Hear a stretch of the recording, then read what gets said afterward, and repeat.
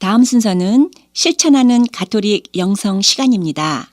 이 시간 가톨릭 안의 영성이란 무엇인가, 그리고 실천 방법은 무엇인가에 대해 조민현 요셉 신부와 김선미 아가다 수녀께서 함께 풀어주시겠습니다. 가톨릭 방송 애청자 여러분 안녕하십니까? 여러분과 함께하는 실천하는 가톨릭 영성 시간입니다. 저는 뉴저지 마이클 성당의 조민현 요셉 신부입니다.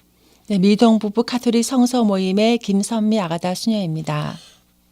네, 실천하는 가톨릭 영성 시간에는 가톨릭 교회 안에서 많은 신자들이 참여하는 기도와 신심의 여러 가지 모습들을 하나하나 소개하는 시간입니다. 그러면 왜 영성이 오늘날 우리 시대에 새로운 화두로서 중요하게 제기되고 있느냐? 우리나라 사회뿐만이 아니라 유행하는 단어를 하나 뽑으라고 그러면은 웰빙이 될 수 있고 힐링이 될 수 있는데, 교회 안에서는 전 세계적으로 관심이 되고 있는 단어를 뽑으라고 그러면 역시 영성이 될 것입니다. 전 세계적으로 영성에 대한 이슈가 중요하게 부각되고 있는데, 그러면 왜 영성이 이렇게 우리 시대에 중요한 화두로서 제기되고 있느냐? 네, 영성을 갈망하는 현대인들이 증가합니다. 과학 문명이 발달할수록 우리의 삶은 더 편리해지고 많은 쾌락을 가져다 주긴 하지만, 무한 경쟁주의 시대를 살고 있고 또 물질주의 사회 안에서 인간은 어느 때보다도 군중 속에 고독을 느끼고 있고 또 불안한 상태에 살고 있습니다. 그러면서 나는 누구인가? 나는 어디로 가고 있는가? 참다운 행복은 무엇인가? 라는 새로운 질문들에 직면하면서 자신의 내면의 가치와 의미를 추구하면서 참된 행복 등을 추구하고 있습니다. 그래서 오늘날 많이 사용하는 단어 웰빙과도 깊이 관련되어 있다고 볼 수 있는데요. 오늘날 세상에서 사람들이 종교와 영성을 분리해 보려는 경향이 갈수록 짙어집니다.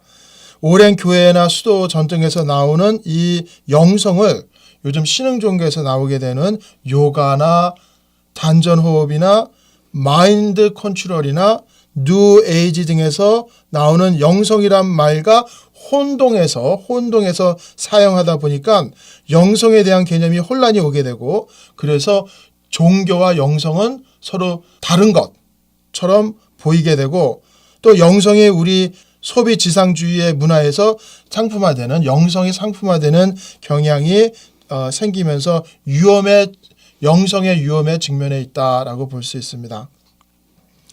기존 종교에 대한 이제 현대인들이 반감을 갖게 되는데, 그래서 종교는 필요 없고 종교를 떠나서 나는 단순히 영성적이다라고 말하는 경향이 있습니다. 그렇기 때문에 영성이 종교의 대체물이 되고 사람들의 필요와 만족만을 충족시켜주는 상품처럼 되어가게 됩니다. 네, 그래서 영성의 상품화, 패키지처럼 나오는 경향들이 있어서요. 신문이라든가 인터넷에서도 보게 되면 많은 이제 강연이라든가 피정의 주제가 영성이라는 이름이 자주 등장되는 것을 볼 수 있습니다.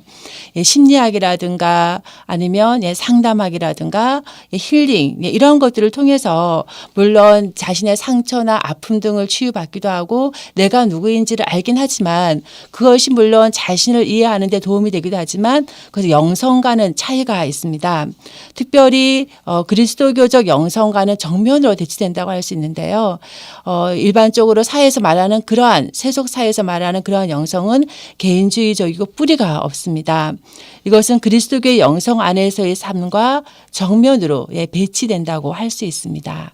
네, 그래서 가톨릭 교회 안에서 말하는 영성은 제2차 바티칸 공의회에서 가톨릭 교회 안에서 공의회를 기점으로 널리 사용되게 됐는데, 영성을 뜻하는 스피리추알리타스는 하느님의 영이죠. 즉 히브리 말로는 루아후, 그리스어로는 푸네우마입니다. 가톨릭 영성이 의미하는 것은 바로 하느님의 영, 즉 하느님의 은총을 통해서입니다. 즉 삼위일체이신 하느님, 우리를 구원하신 그리스도를 믿습니다 에서 출발합니다. 즉 우리의 영성은 하느님께서 베푸시는 구원의 은총에 응답하는 데서 출발해서 또 최종 도착지도 하느님 앞으로 나아가서 영원한 생명을 누리는 데 있지, 개인주의나 자기 자신만을 생각하는 그런 개인주의에 근거하고 있지 않다고 할 수 있습니다. 네, 그래서 우리 그리스도교의 영성은 하느님의 계시의 진리 안에서 삼위일체의 신비, 강생의 신비, 특별히 성체 성사의 신비, 구원의 신비 등을 잘 헤아려야 합니다. 그리고 믿는 사람들은 이러한 기도와 실천을 통해서 이러한 신비에 참여하려고 노력을 하면서 하느님의 은총을 청하면서요.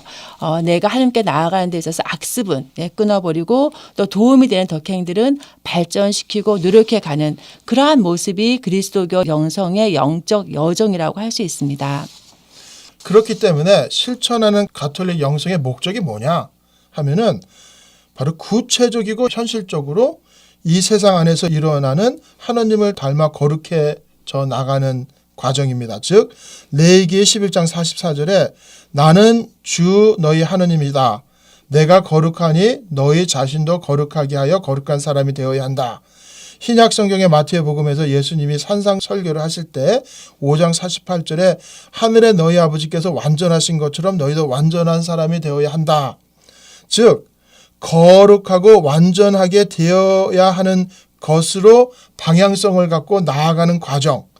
즉 이 과정이 하나님과 이웃을 향해 나아가는 과정이죠. 즉 거룩하기 위해서 계속해서 나아가도록 노력을 하는 이 과정이 바로 실천하는 가톨릭 영성의 목적이라고 할 수 있습니다. 네, 시모님께서 금방 거룩하다라고 말씀하셨는데 성경에서 말하는 거룩하다의 우선적인 의미는 구별되다라는 거죠. 윤리적이고 흠없는 상태가 아니라 하느님께 선택받은 사람으로서의 구별된 사람, 구별된 삶을 의미합니다.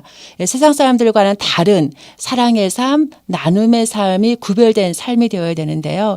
그렇듯이 우리의 올바른 영성은 거룩하게 나아가야 하는데 그래서 가톨릭 영성의 특징은 과거나 지금이나 하느님과 나와의 관계뿐만 아니라 공동체 안에서 다른 사람들과 연대하면서 하느님께 나아가는 것이 공동체적인 특성이고 이 점이 다른 일반적인 불가라든가 이런 데서 말하는 것과 크게 다르게 차이가 나는 영성이라고 할 수 있습니다.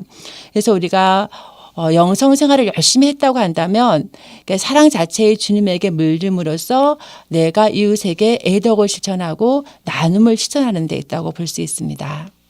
그러면 다음에 실천하는 가톨릭 영성 시간에 여러분을 찾아뵙겠습니다. 안녕히 계십시오.